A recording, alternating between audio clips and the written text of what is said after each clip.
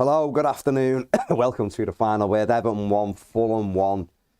Fulham advance with a 6-7 or 7-6. They won 7-6 on penalties. Yeah.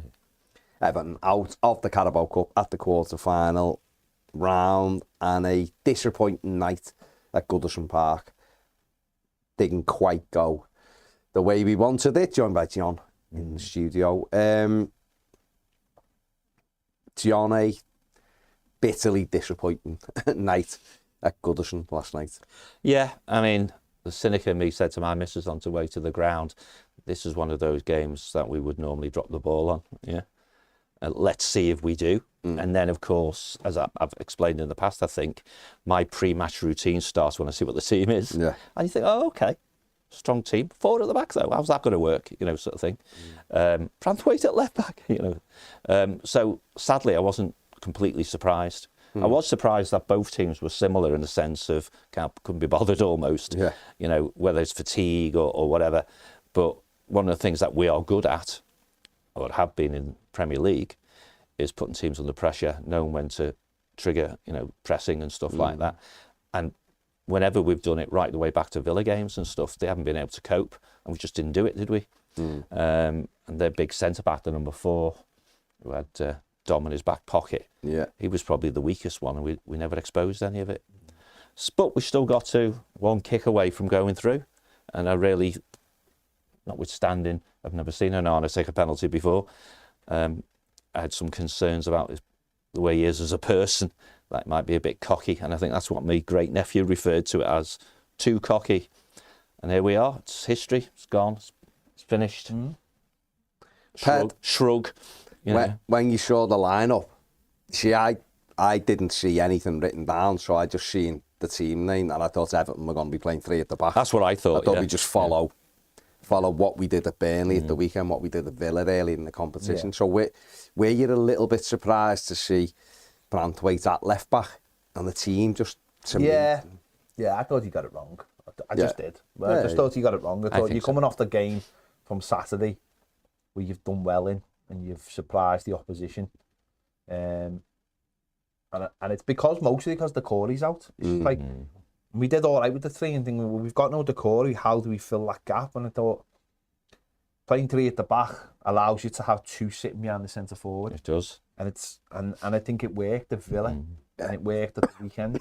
I just thought that's the only way we can really combat that at the moment. And I just didn't see the point of... Patterson's better as a wing back than a right back as well. True. And I just thought that's where we were going to get joy, but he went a different route and it just never quite worked because we just didn't create enough chances. We left Dom isolated. We didn't really give him much. You know, he didn't play that well, but he was feeding off scraps. Yeah. And, you know, the physical stuff he couldn't... No one got around him, did they? The physical stuff was ineffective because the fella marking him was huge as well and won most of the stuff in the air. And when it did bounce off him, we had no one near him to pick up the bits, whereas we would have had 2 if we played 3 at the back. So I think he should have just gone with that. I think that's a formation we can move into. And I'm surprised we didn't maybe change it during the match as well. Yeah. It's not working, change it. Yeah. So, I was surprised by that. I just felt kind of flat early on. That's a good word. It's a good word. Flat.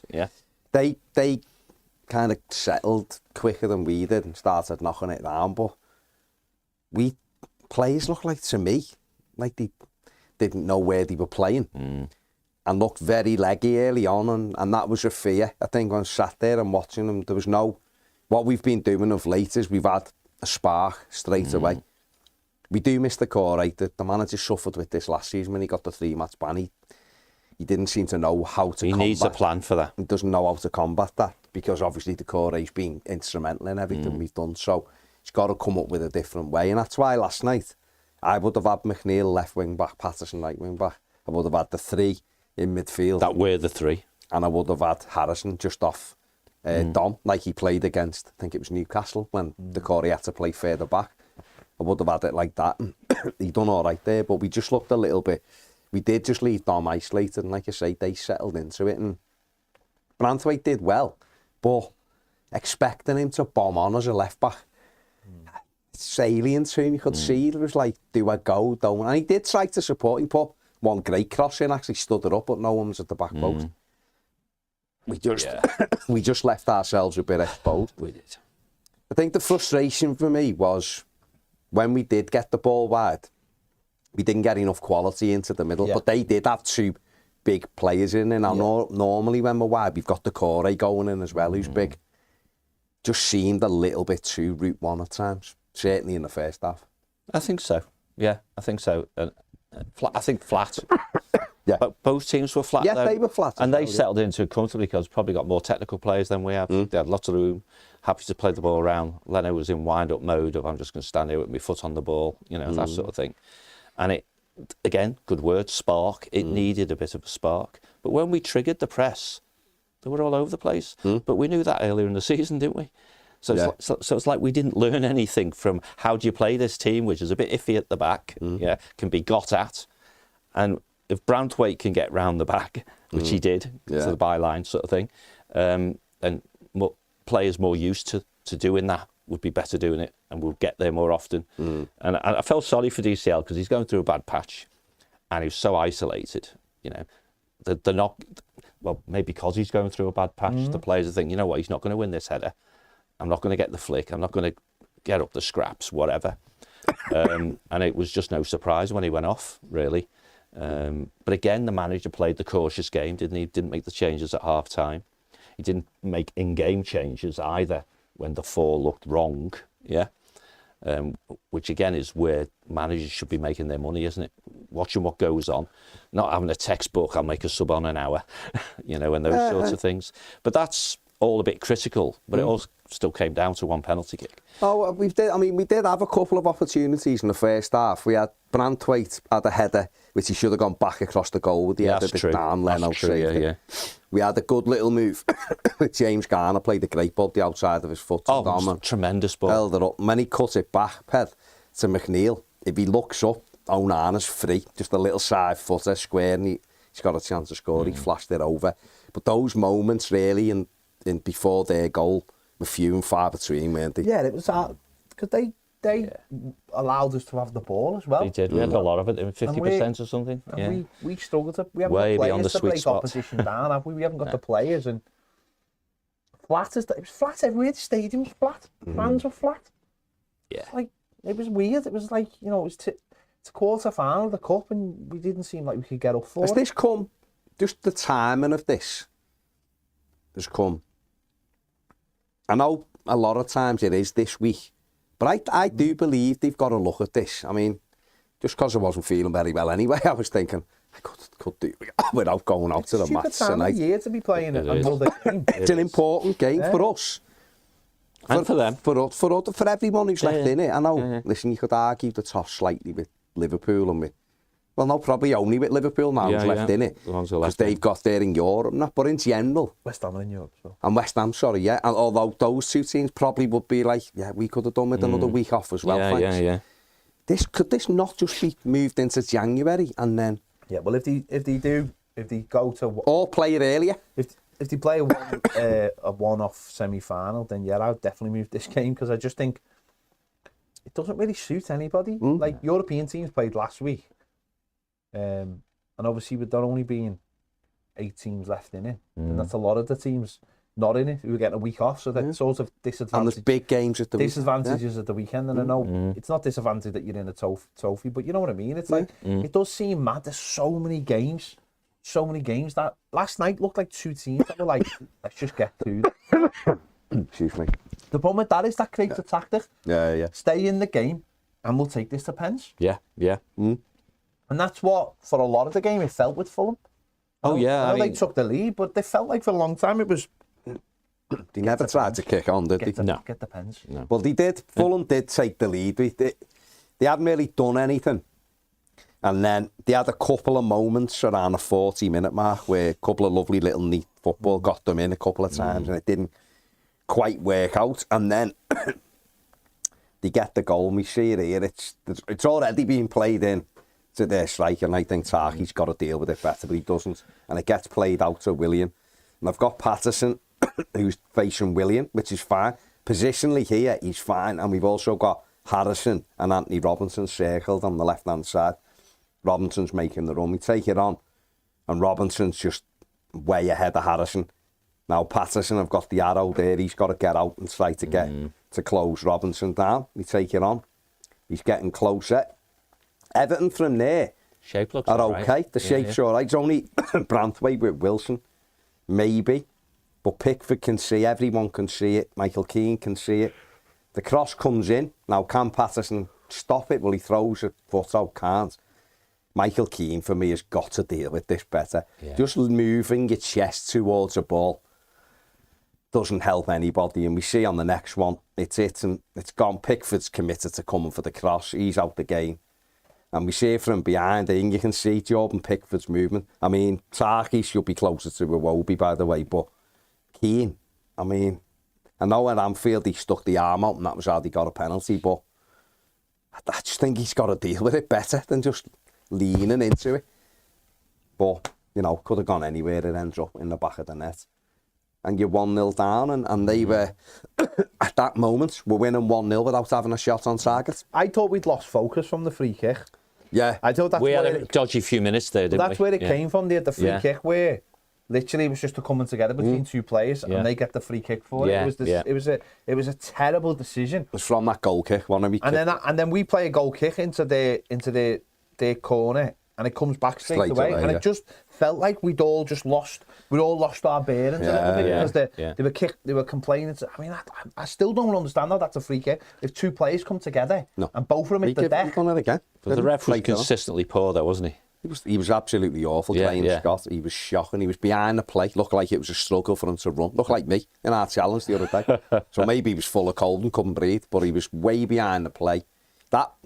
Two of them have gone up for a header. Michael Keane gets there first and heads it away. And he books him and gives a free kick. And then he does the same below me with Patterson. They both jump. Willian nicks it and Patterson, and he gets booked for it. And it's like, it's not a booking, is it? Okay, you're going to give a free kick because the forwards got there first. But on the Keane one, he didn't get there first. Keane got there. That's right. The lad just fell and rolled around. Fulham quickly got onto rolling around, holding your head was a good... Listen, they done the dark arts, didn't they? But I think from our perspective, you're right, Ped, I think we were still aggrieved at the free kick and we lost our focus. And it was obviously hugely fortuitous. Yeah. And they've been a bit like that when they've played us of late. It's been everything's ramped for them. But Michael's a magnet, though, isn't he? He really is. No. Yeah.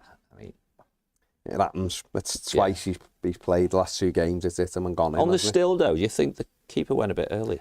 You know what? I thought he's done right there, Pickford. When you see it, he's actually moving behind the Iwobi. That's what I mean. So if it comes past Keane, Iwobi, and that's Keane's problem, isn't it? That he's got Iwobi right behind him. But then watch. But you know what though, Keane? If you watch it, Keane never once knows Iwobi's there. Doesn't he? He goes towards the ball. Oh, right. So I think he's got to deal with that. I just don't think leaning into it. Got to move across. Yeah.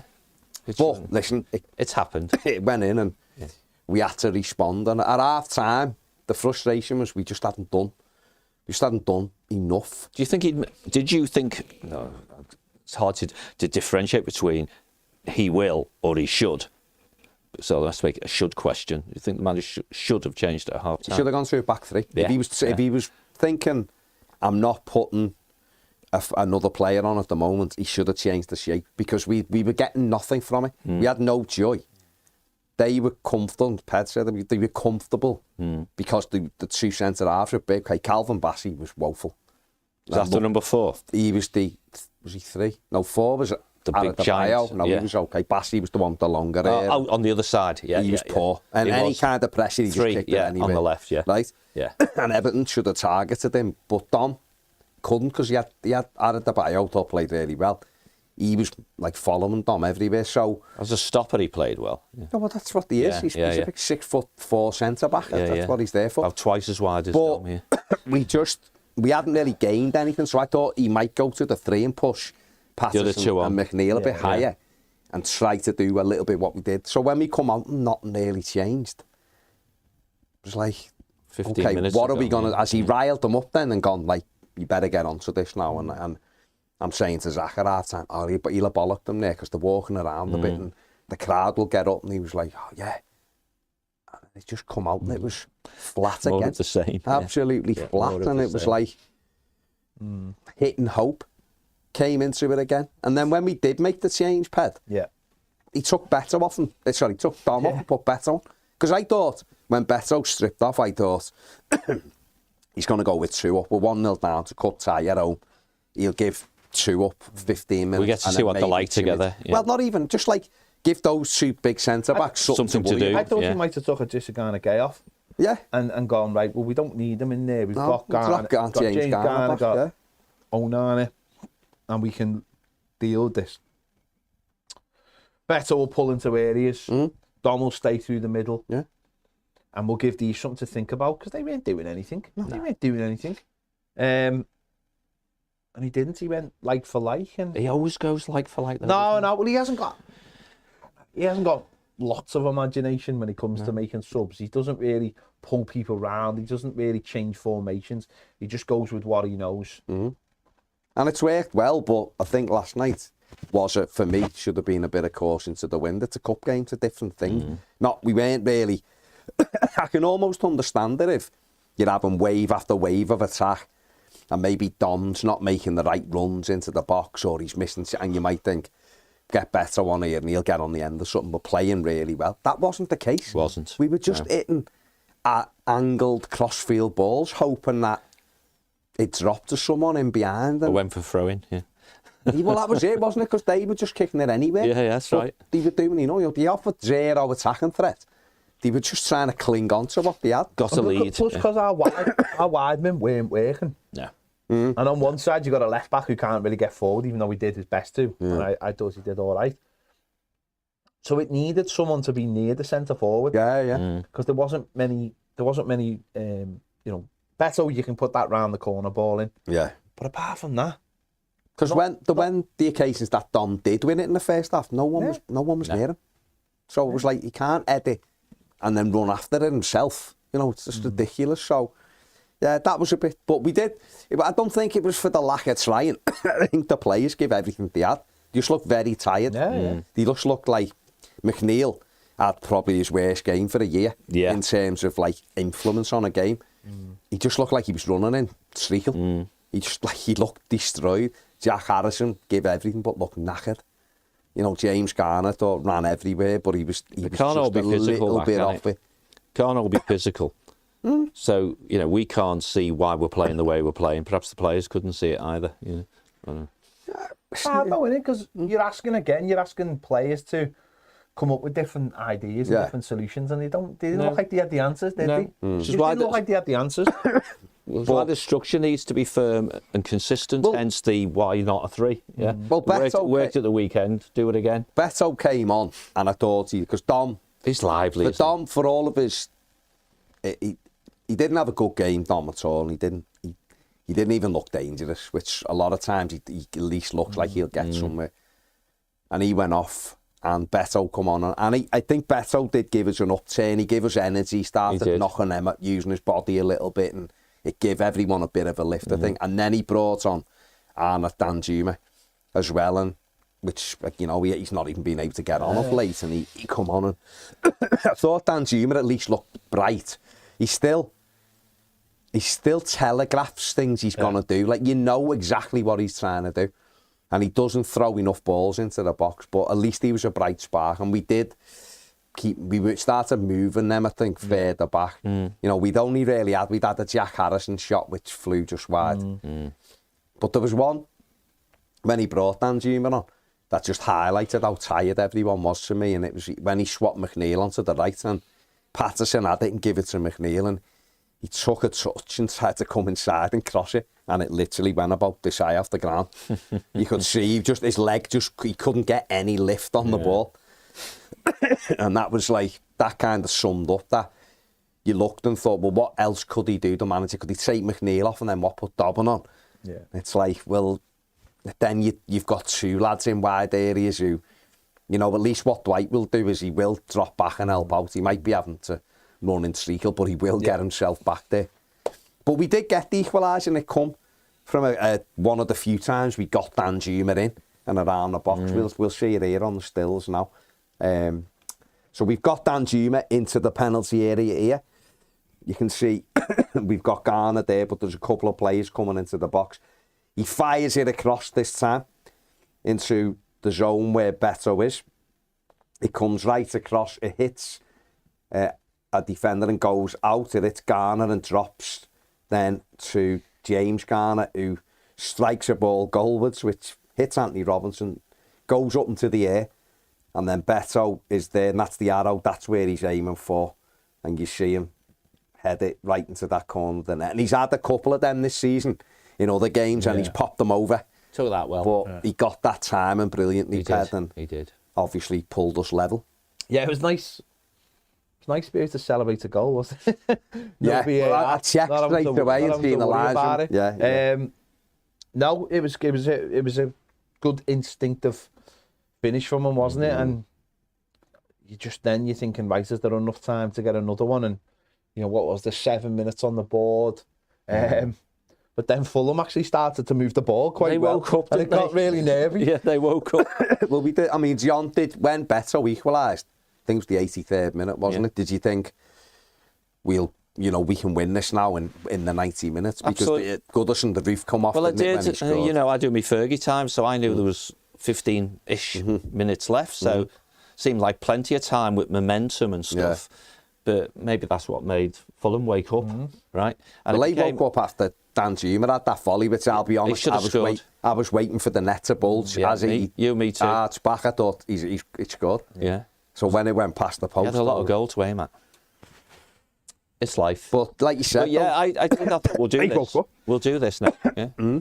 They woke up, though, after that. To be honest, they looked the more likely team to win it then. They did. They had a couple of chances. They had a couple of moments which it bobbled. In fact, Beto made a brilliant tackle in our box. Yeah. And then broke with the ball. Yeah. And took us up the pitch. But that was the thing, wasn't it? I know a lot of people around me were just screaming for penalties, but the Evertonian in me was thinking, just get one more chance. And we got a free kick, literally the last kick of the game. And it's put a decent ball in because we've been doing well of late, and we messed the free kick up, and that was it. It was penalties. That was perhaps, by the way, the thing I said most in the last 5 minutes was just get one more chance. Yeah, well, that was it. I was convinced with one decent chance, and we'd take with it the momentum. Yeah. But I suppose at the end it felt like penalties was the right thing, and we took the first 4 Everton penalties. You can't argue with, can you? No. Really good penalties.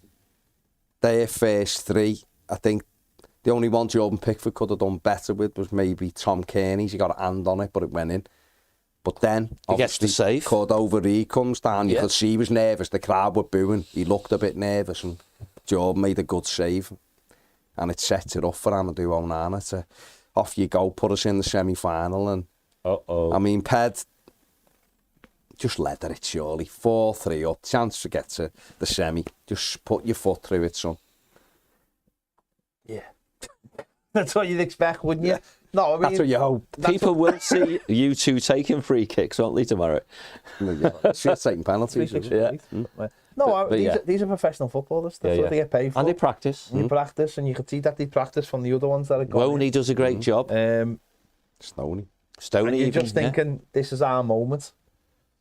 And it wasn't. And it wasn't because he's being silly. I've watched it about 5 times and it gets worse. I was going to say, I can't watch it again. It doesn't get any better. I won't watch it again now because it gets worse. Yeah. It's like when they do those things where they get kids on the pitch and then the goalie jumps out the way normally, but the goalie wasn't jumping out the way of this one. Yeah. And it was literally one of the worst ill-timed penalties I think I've ever seen. It's quite hard to see what he thought he was doing, isn't it? It is hard. So it's got to be a last-minute change. There's no second change. It's not in the corner. The keeper hasn't gone. It's dead low. I think the keeper could have stood there and booted it away. Yeah. I think that's how bad it was. It was that. It would have been fitting for the famous commentary in either PES or FIFA, where said he could have threw his cap on that one, wasn't it? It was that because he didn't even. I'd have understood it had he motioned up the way he did and then give the eyes and rolled it into the other corner because you go and look, I'm changing my body.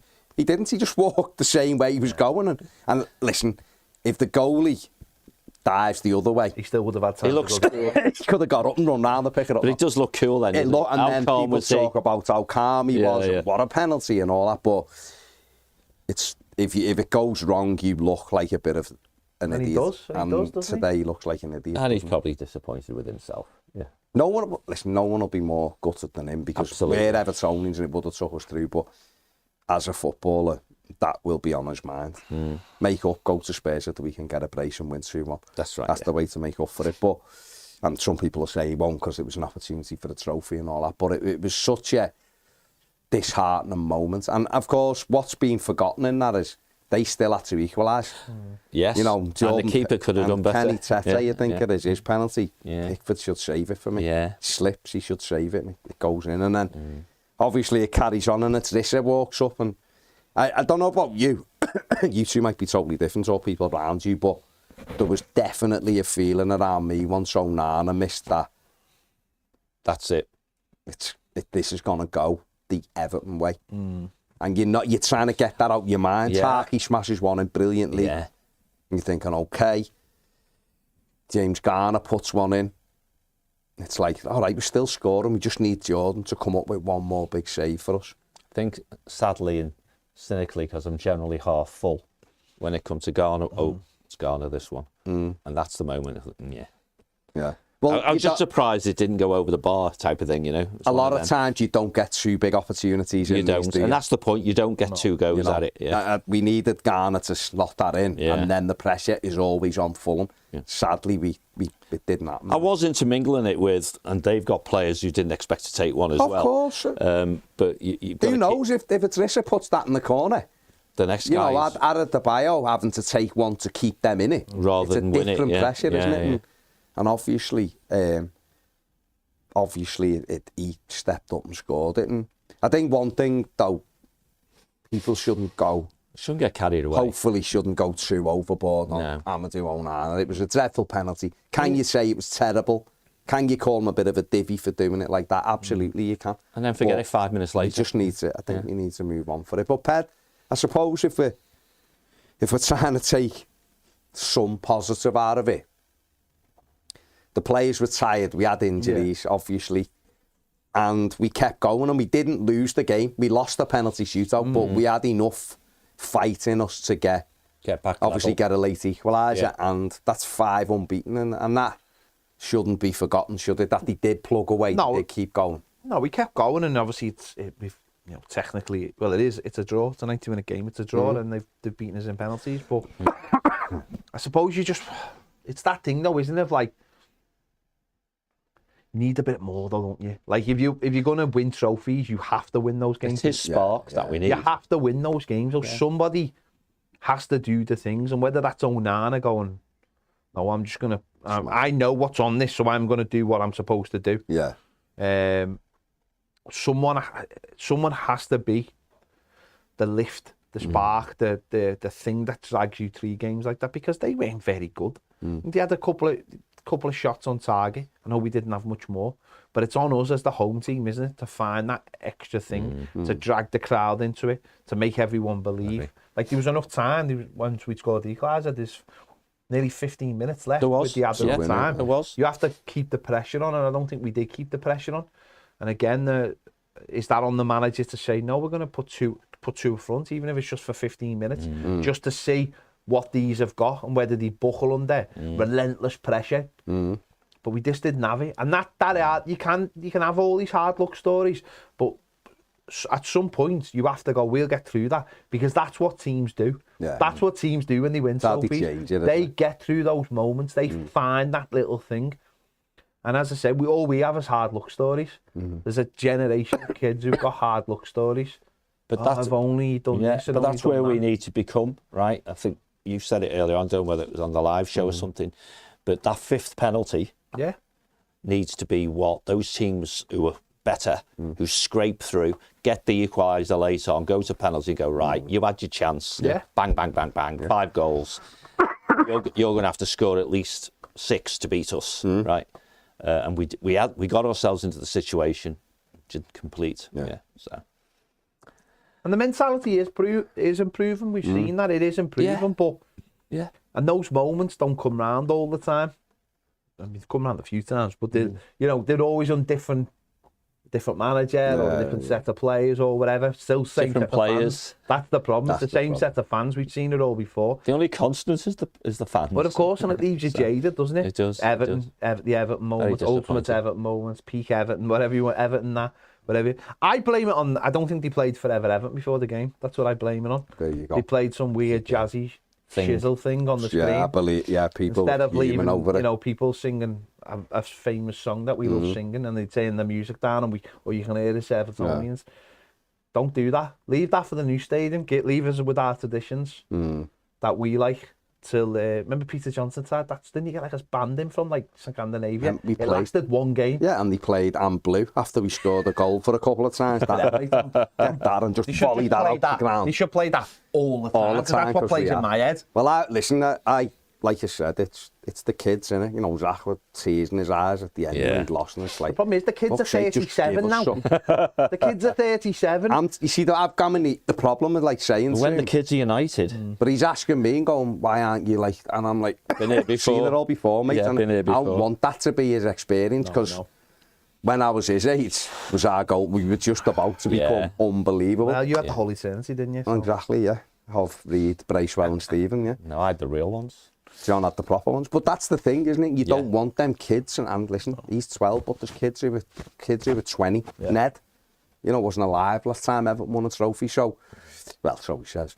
And it's that kind of thing, isn't it? That there will have to be a switch, because it doesn't mean the switch happens and we become league champions, but clubs who are shite, like Fulham, could win this trophy they could get buttered in the semi, and then on the day, West Ham maybe at the final. Raul Jimenez scores the bloody winner or something, and they end up with a trophy. They're crap. They're not amazing, are they? They're average, not crap. They shit themselves. Yeah, but they're just like, they were full of the dark arts, and it's embarrassing. But there you go, that's life. They're all right as a team, that's it. That's my point, is that they're okay, and they may win a trophy. And yet Everton have had these opportunities when we've been okay, and we haven't taken them. And last night was another one of them. Yeah. And it's going to be our story until it isn't our story, until someone does step up and go, nah, mate, I'm on fifth penalty to win it, and smashes it in the top corner and goes, we're through, let's go. And that's just the way it is. But that's for a different day. I think what Everton have done well lately, we've won 4 league games on the run. Got to keep that in mind. Last night, like you said, we kept going. We looked knackered, but we kept going. Hopefully, at the weekend, we'll have a couple of players back into the squad and we can kick on again. It's devastating for a lot of people, because I think some people have started thinking we're actually going to win this trophy. I don't think like that until the draw.